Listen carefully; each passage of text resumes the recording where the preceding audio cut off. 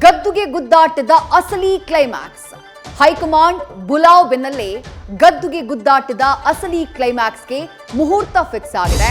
High command ಬುಲಾವ್ ಬೆನ್ನಲ್ಲೇ CM Siddaramaiah Delhi ವಿಮಾನವನ್ನ ಏರಿದ್ದಾರೆ.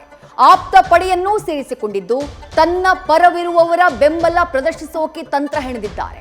ಇತ್ತ ಡಿಕೆ ಕೂಡ ದೆಹಲಿ ವಿಮಾನ ಹತ್ತಿದ್ದು ನಾಳೆಯ ಸಭೆಯ ಬಗ್ಗೆ ಕುತೂಹಲ ಕೆರಳಿಸಿದೆ. ಪಂಚ ಗ್ಯಾರಂಟಿಗಳಿಂದ 5 ವರ್ಷದ ವ್ಯಾರಂಟಿ ಪಡೆದಿದ್ದಂತಹ ಸರ್ಕಾರ ಅದ್ಯಾಕೋ 3 ವರ್ಷಕ್ಕೆ ಕತ್ರಿ ಪ್ರಯೋಗಿಸ್ತಾ ಇದೆ. ಗೃಹಲಕ್ಷ್ಮಿ ಹಾಗೆ ಗೃಹ ಜ್ಯೋತಿಯ ಪರಿಷ್ಕರಣೆಗೆ ಮುಂದಾಗಿದೆ. ಗೃಹಲಕ್ಷ್ಮಿ 1ರಲ್ಲೇ 100 ಕೋಟಿ ದುರ್ಬಳಕೆಯಾಗ್ತಾ ಇದ್ದು ಫಲಾನುಭವಿಗಳ ಪಟ್ಟಿ ಪರಿಷ್ಕರಣೆಗೆ ತೀರ್ಮಾನಿಸಿದ್ದಾರೆ. 3ಕ್ಕೆ ಮುಕ್ತಾಯ ಅಂತಾರೆ, ಆದ್ರೆ ಇಲ್ಲ, ಇದು ಆರಂಭ ಅಂತಿದೆ ಕೇಂದ್ರ. ಸತತವಾಗಿ 4ನೇ ಬಾರಿಗೆ ಪೆಟ್ರೋಲ್ ಡೀಸೆಲ್ ಬೆಲೆ ಏರಿಸಿ ಸರ್ಕಾರ ಶಾಕ್ ಕೊಟ್ಟಿದೆ. ಇತ್ತ ಬೆಲೆ ಹೆಚ್ಚಳ ಖಂಡಿಸಿ ಕಾಂಗ್ರೆಸ್ ಹಾಗೆ ಜನಸಾಮಾನ್ಯರು ತೀವ್ರ ಆಕ್ರೋಶವನ್ನು ವ್ಯಕ್ತಪಡಿಸಿದ್ದಾರೆ.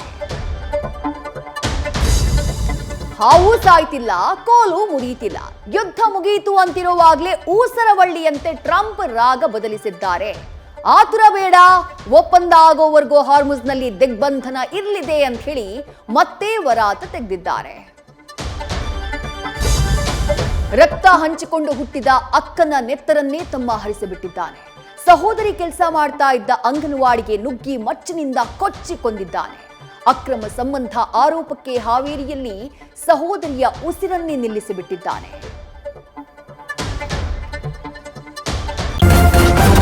ನ್ಯೂಸ್ ಫಸ್ಟ್ ನಿರ್ಭೀತಿಯಿಂದ ನಿಮ್ಮ ಪರವಾಗಿ.